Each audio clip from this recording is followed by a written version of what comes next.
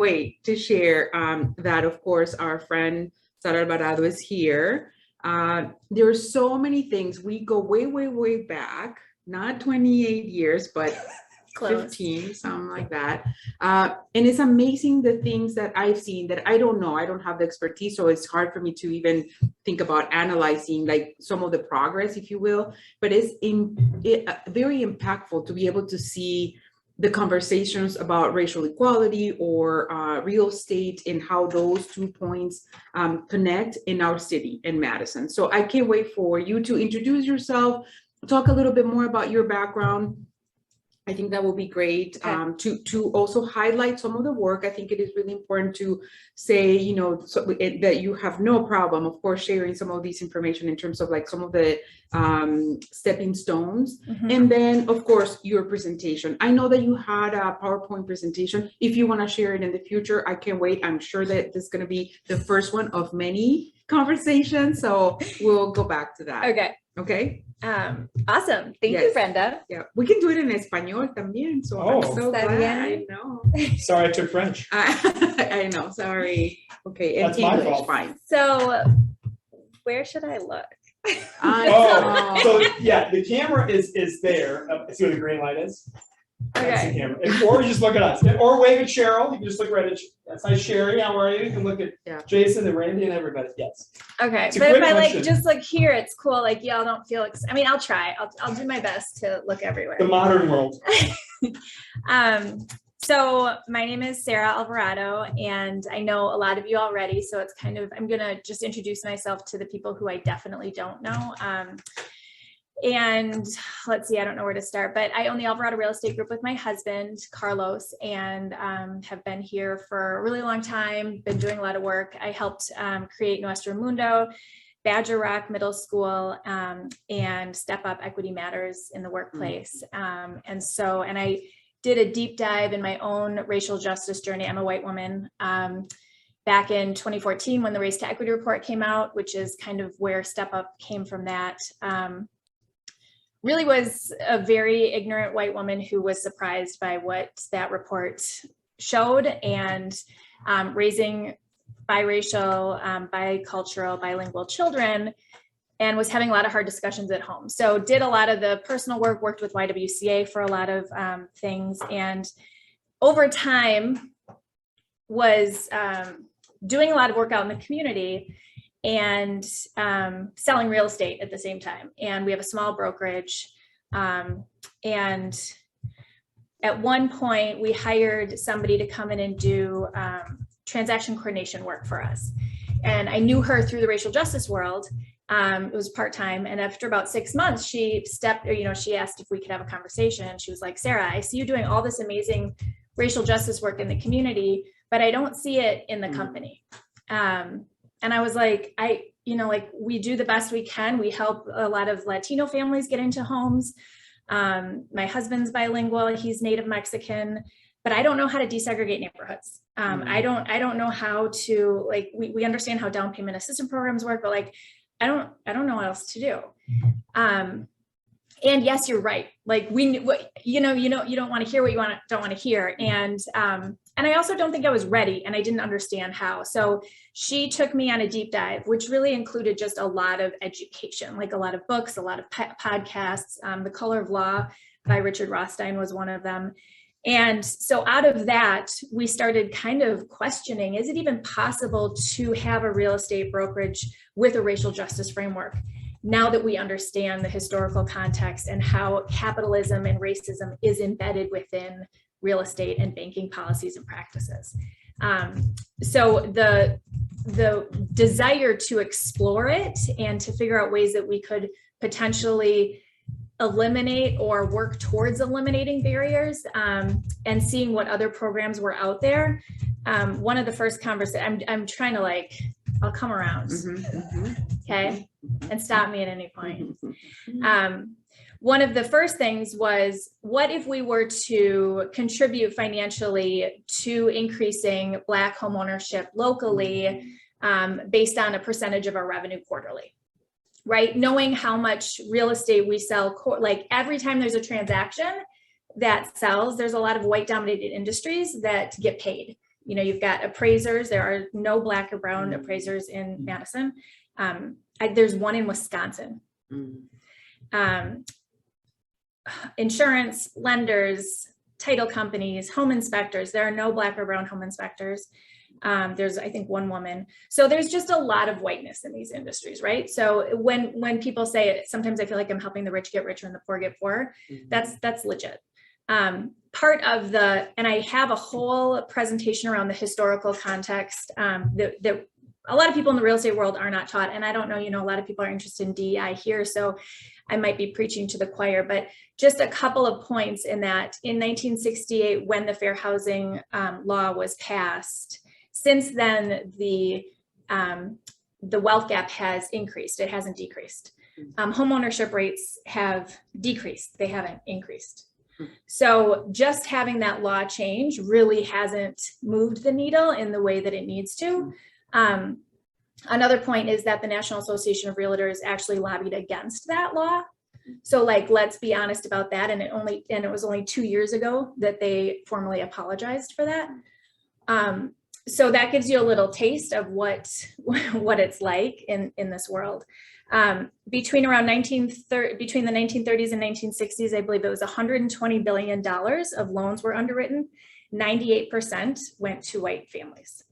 So if we understand how wealth works and how homeownership and real estate accumulates wealth so dramatically, a lot of people talk about income versus wealth. Well, a lot of people talk about income and not talking about wealth. So when we talk about wealth, it's critical to understand how it works. So this whole concept of, well, I'll help whoever, if people can qualify and have money, then I can help them. But the reality is a lot of white families are able to gift. There's the $15,000, and all these loopholes, right? So the system is designed for white people to succeed and for people of color not to. So this whole idea of, well, if we're going to financially contribute, how can we do that systematically? And where does it go? And the other really big issue here is the Fair Housing Act that I'm talking about. That gives us no opportunity to offer race-based funding. So we cannot offer money, we can't invest in housing for Black and brown people based on race.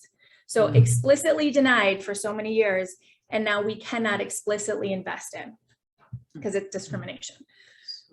So if you understand down payment programs, which they're awesome, there's a bunch. The city of Madison has an awesome one. It's $25,000.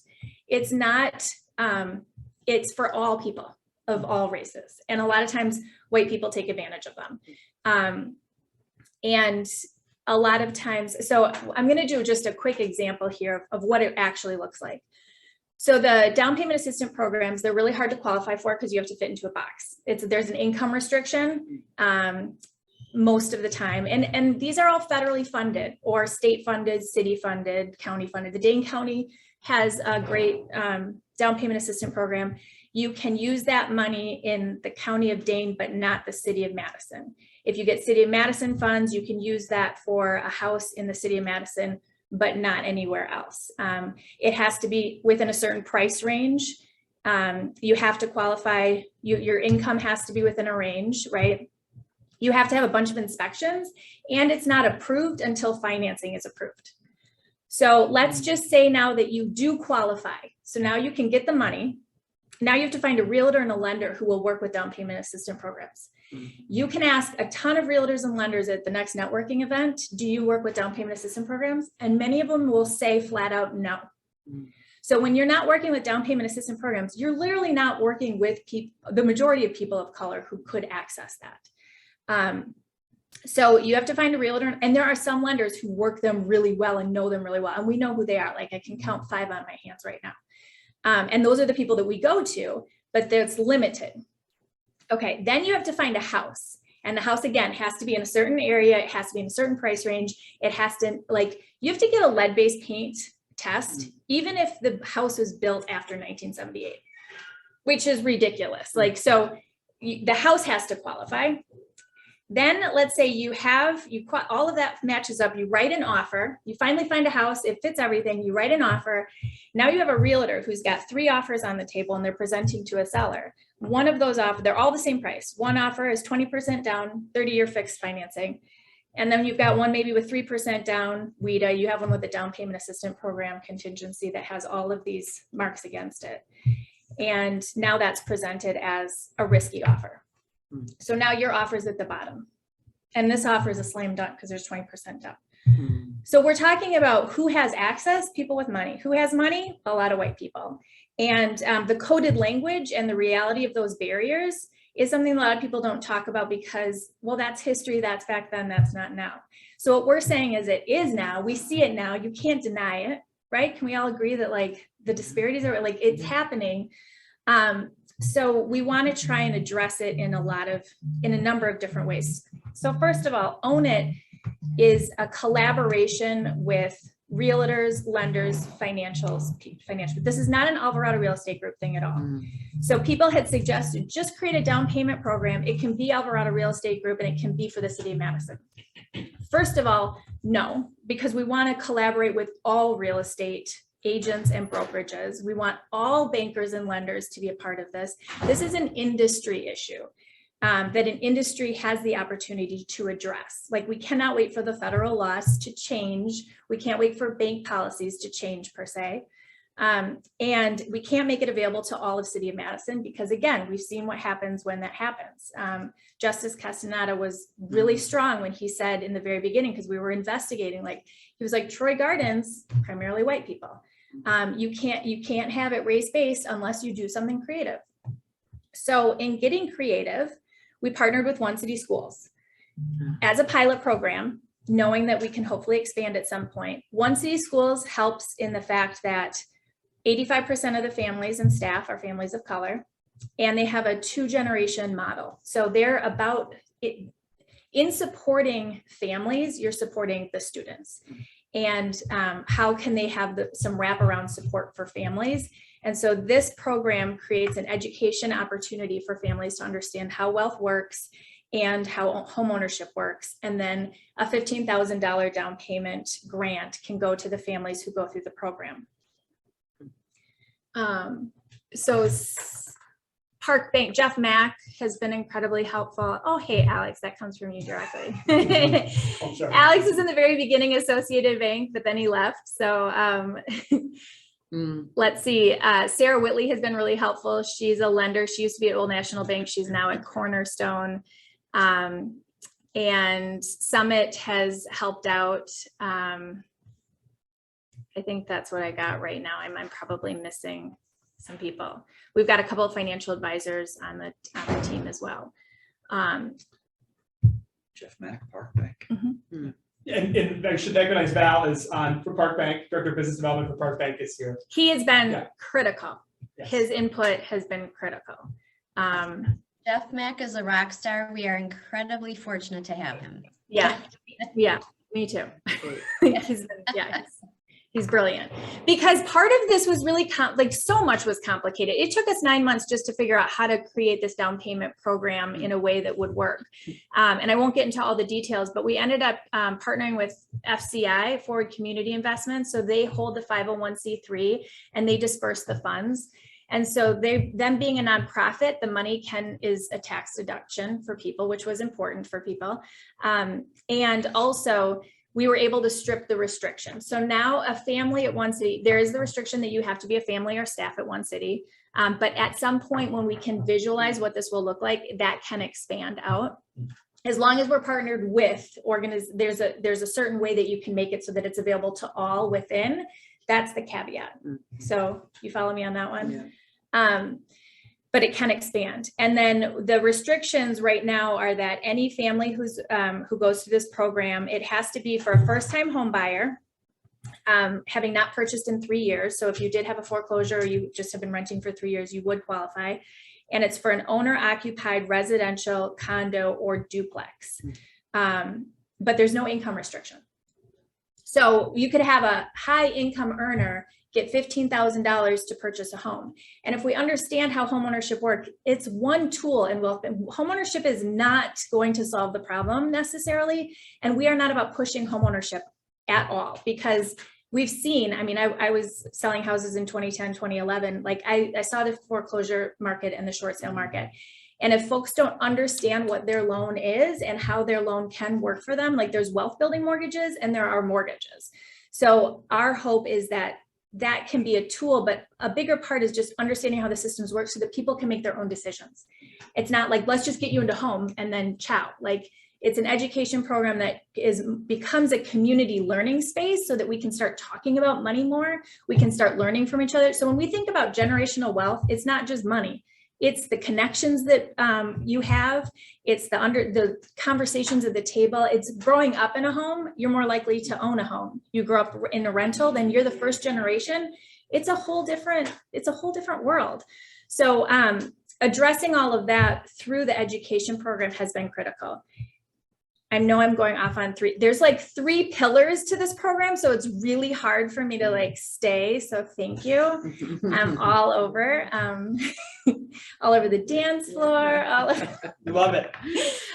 So back to the down payment program. Like what happens then is when people apply for the money, that money then is earmarked for them. And they get an approval letter like this money is for you. So when they go to the bank, it now shows like a gift. We can't use the word gift, but it shows like a gift. It's a grant and it doesn't show up as a contingency because it's been pre-approved. It's in their name and it's sitting there for them. So they can write an offer to purchase as a regular financing contingency and nobody knows where that money comes from. Interesting. Mm-hmm. It's critical. Because when you're in a competitive market, if you want to get an accepted offer, you can't have contingencies that are going to, if my parents give me money, they don't require XYZ. And the bank, they actually have policy. There are certain loan products, Val, if I say this wrong, just tell me, or if there's anyone else, but where family money's okay, but grants are not okay. Like there's different kind, not grants maybe, but yeah. Their family money is looked at differently when you're in the loan product world. So we want to, like, part of that is because we do have people who are looking at ways of changing that, but that's the long game. So the short game is how can we do this locally now? And how can the real estate industry and the community get invested in it? So when people donate to the down payment fund, that money goes right into so what happens is it doesn't actually get to the buyer's hands. They get to a week before closing, that money's transferred to the title company.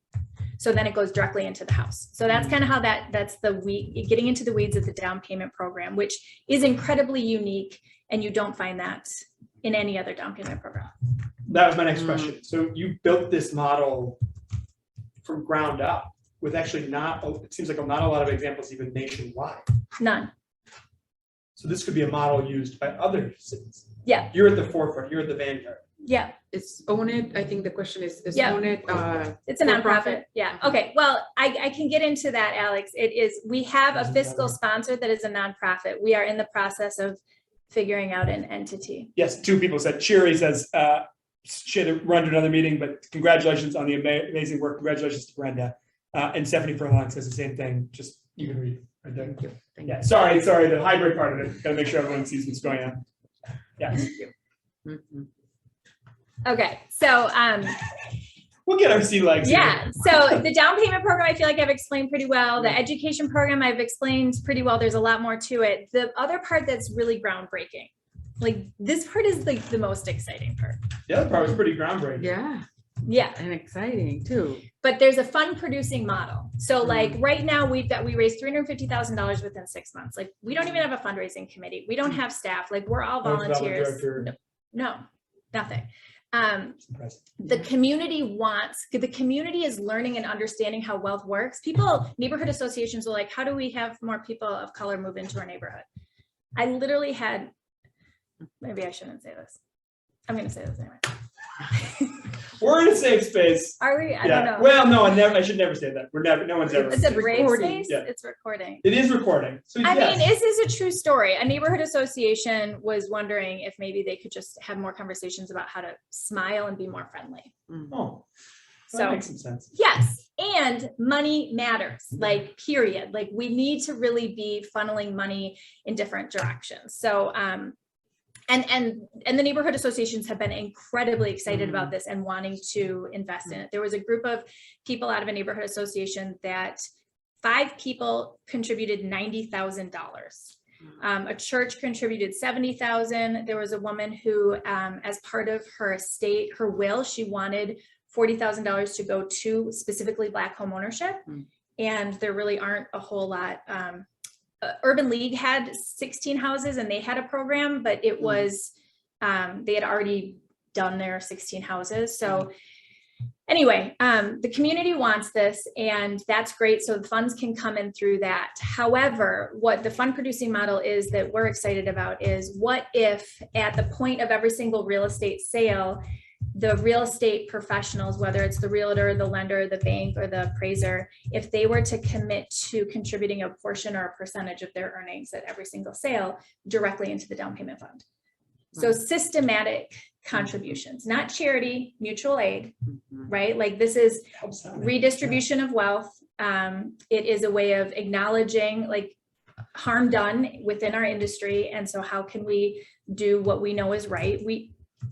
There's a lot of people in this community that are super charitable. I mean, there's a lot of big checks that get sent out.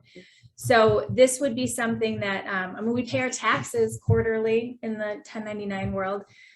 So if that could happen, and if we get enough juice around that, then this could become a fund producing model.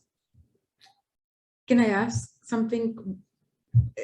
I mean, I know that you have more to share, but what is the reaction to that from that community, from those groups? That's been tough. Yeah. However, Keller Williams just signed on, Century 21, early adopter, Remax Preferred, so supportive. Accord Realty and Alvarado Real Estate Group. So we have 5 participating brokers, which means they are sharing this with all of their agents and they are making it possible for when that check comes into the brokerage, they write a check on behalf of the agent to make it easy. So part of this is like, how do you just make it easy for people to contribute? We've had sellers at closing contribute $15,000 checks to the fund. Because if you're getting $70,000 more than you thought you were getting, what's a couple thousand, right? So in this current market, it can work really well to build that fund up. We were like, but will it be easy for people to actually get into homes? Will this work? So we were able to award 7 families grants at the end of February. We have 4 that have closed. In their houses already. In their houses. What is it? May what? June 1st. We're not in the June 2nd. Yeah, June 2nd. There goes. And then we have 1 that's in an accepted offer scheduled to close. So out of the 7, 5 are already got accepted offers and 4 of them have closed and 2 are still looking. So. Well, I have a question. Sorry, I don't have some of those. But to me, in this hottest of hot markets, right, where people are writing offers all cash, I don't even know who has that kind of cash. They're writing with no conditions, even if it's an older. I know that the no cash thing, but they're writing with no inspection, even if it's a 1940 house. Yeah. This system is working. Yeah. It's equalizing the system. Yeah. I think 15 is a little low. It would be really cool if it were like 25. But 15 is because but 15 of the gift is working. amount. We could do whatever we you want. could? Okay, We could okay. change it. Okay. Yeah, it's a pilot program. That seems to be piloting well. Yeah. And the cash offers is interesting because the majority of cash offers actually get loans. Right, So, it's just how they have people access leveraging money, and that's how that works in the world. they're taking out a loan so they can offer all cash. No, they have the ability to show that they have the potential to write a cash offer, but they still do a loan, or they have family members that will add themselves to the offer to purchase so that it could be looked at as a cash, but then the kids are still getting a loan on it because they just want to get the offer accepted. I know that we have another question. Jen? I think.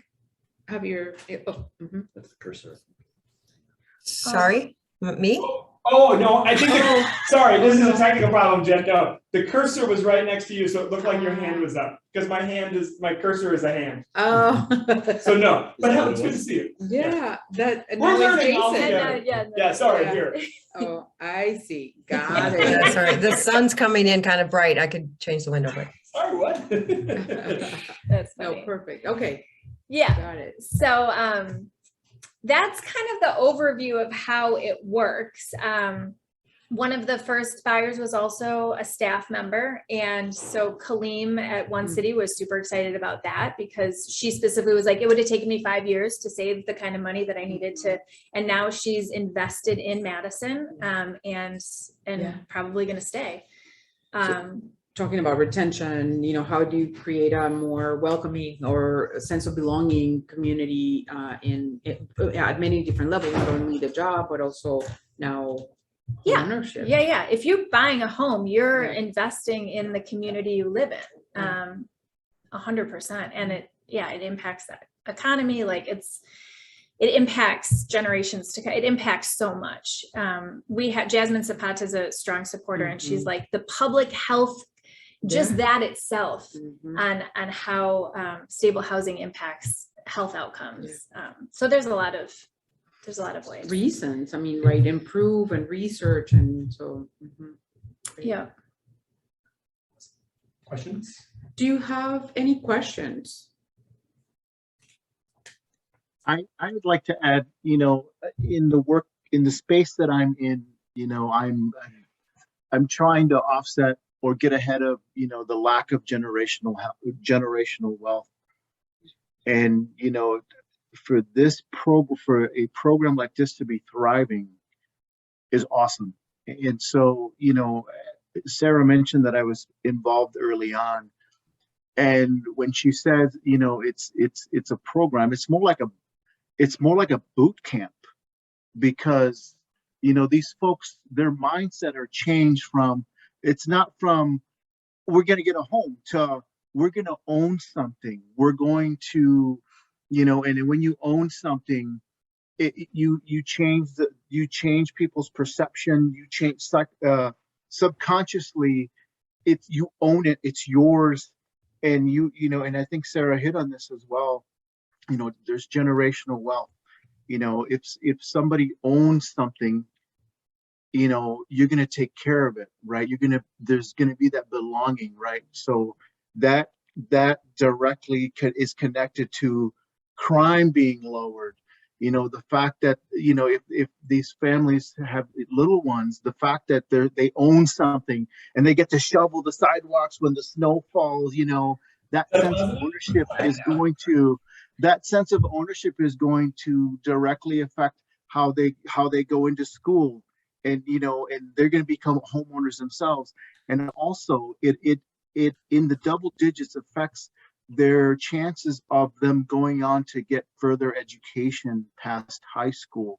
So it's not, there's a study that Harvard put out back in 2000. So when I initially got involved, I'm like, wow, this is amazing. This is not just a workshop, but it's a boot camp, because you're teaching folks how to budget, how to save, how to purchase items, And so kudos to you and your team, Sarah. And, give me a month or two and let's connect. But yeah, I love it. Thank you. Yeah. Thank you, Alex. That is great. So, this makes me think of so what else as part of DMI board can we do, should we do? Yes. And of course, I understand that is a membership, and, we're connected to downtown and businesses, but still, also learning myself, right? What is a message, or what message on one side, but what are the real tangibles, right? Is there anything that we can do? Yeah. I think if part of what DMI is about is figuring out, I know, at least from our perspective, it's sometimes hard to get excited when we come out as the best of Madison, because we also know we're the worst of Madison for people of color. So that's hard. So what would it look like if there were some businesses that wanted to partner or invest in, or do a matching with a real estate company, or somehow to wherever there is an interest in how we can make Madison better, knowing that homeownership does help the community. I think there's a lot of ways that we could get creative. I think there's a lot of creative minds here, so I'm open to play. I do know that just building up that ambassador program itself, you know, if everyone has connections and can share this with their realtors and lenders to help us create, because what we do notice is that when a realtor goes and meets with a seller and that seller says, hey, are you part of, you know, are you contributing? Are you part of this? Because I want to be a part of this. Then the realtor is like, oh, and then they tell their broker, and that's how that's grassroots. This is all like, you know, from our perspective. But there are times when, you know, Park Bank immediately was like, here's 15 grand, you know, get going. Like, and so that's the other way around. So we're open to all of it. I have an idea we could talk about after of a way I think we can make some good connections. Yeah, that would be great. So I've got a question. This has potential to scale and be a lot bigger. Mm-hmm. I'm thinking about what are the things that needed to scale. On the one hand, it needs more capital to scale. Does it, on the other side of the equation, does it need more reach to reach Black home buyers beyond the current pilot? Because the current pilot is just so do you know, it's like there's different ways to explore how to scale the capital. Do you have ways and plans in mind to explore how to scale its reach to Black home buyers beyond employees of one city school? Yeah, 100%. Like we've talked to United Way, we've talked to Reach Dane, which is like Head Start. So if you like think about family, part of it is just getting creative with whatever that next. And so that the more that the down payment fund grows, then the more families you can give money to, right? And so then it shouldn't just stay with one city. Like we should be able to have partnerships with different places where we have access to Black and brown buyers. So that's just a matter of once its fullest form and can expand in integrity, right? Like we don't want to get too big too fast. We really want to do it well. Then the expansion within Madison to increase the number of home buyers that can grow. I see that growing pretty easily once we figure out how to package it well. Yeah. I mean, even the Latino Chamber was like, well, if we want to do, like, there's a membership with Latino Chamber. Like if you're a member, could you take advantage of this education program and this $15,000 down payment?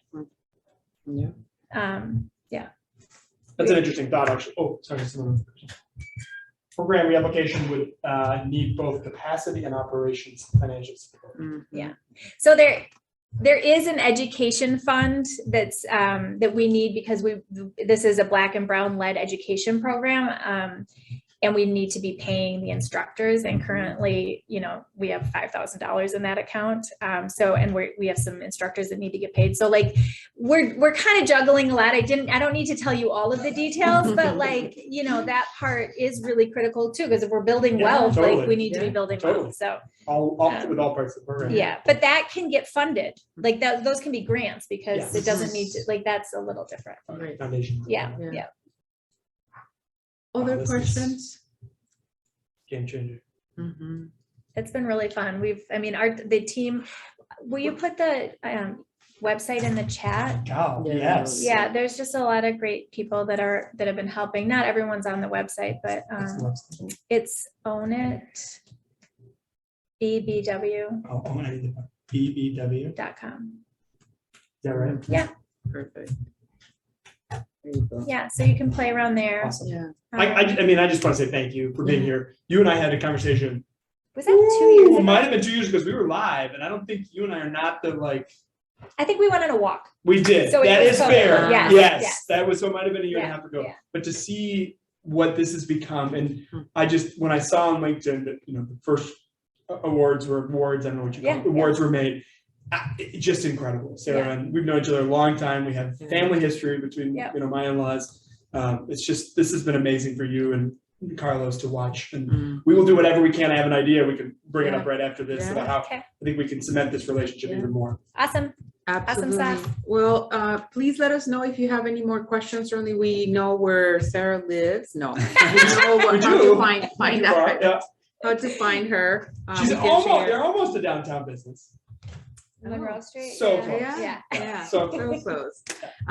But you know, there's a lot of thoughts. I'm hoping that this creates also conversations again about DEI in our world in terms of like the Inclusiveness Committee with DMI, But again, I know that I hear a lot of the feedback about the chambers of commerce or other businesses or other industries that say, yeah, we are attracting, but we're not able to Oh my retain. God. What If does I had that a mean? dollar, I know when you hear I that, could fund this right? whole program. Yeah. Wow. So to me, it seemed like you are creating that sense I mean, of, it happens said every day by a company to me. yeah, Wow. the same. I mean, and Yeah. I'm not in that Yeah. role. I mean, Right. if I hear it, Right. I have this sense of there's some things that certainly I feel like we need to highlight. When I think about my experience being here, why I stayed here, I want to highlight that positive experience and what else are we doing to change some of the perspectives. So thank you so much, Sarah, for being here. We'll connect soon, I Yeah. know, and we'll keep in touch. I know that our next meeting is Thursday, July 7th. Yes, I don't know, do we have, I I- can't remember. I I don't can't look at my screen because you all are on my screen, so I can't check my own screen to see Yes. who we have coming up. Note though that we have got July 26th, the event with the Beyond Compliance Task Force. We also have Wisconsin Chamber Orchestra coming on. I'm like making up dates now, so Madeline's gonna say you're totally wrong, but I think it's June 23rd. Yeah, and she's coughing, so she can't speak. June 23rd, Wisconsin Chamber Orchestra, come see. It'll be a fun, special event at the, it's hybrid, so it'll be either at the Edgewater Hotel or on Zoom. We also have a behind the scenes with the zoo, and I think that's June 15th. Oh, yeah, that's right. I love that the staff's like, Jason gets this wrong all the time. Come check that out. And we also have an amazing, next Thursday, we're gonna be at Brenda's home, That's right. not her actual Oh. home, Yes. but very close. On the 9th, from 4 to 6, we'll be at the Pyle Center rooftop and talk about one of these hidden gems downtown. Come check us out for our new faces, new places at the Oh Pyle my Center God, I rooftop. want to come. So, yeah, well, I have an idea. Okay. So we'll see you there. There we So go. thank you all very much. Thank you so much, and we'll talk soon. Bye, everyone. Bye.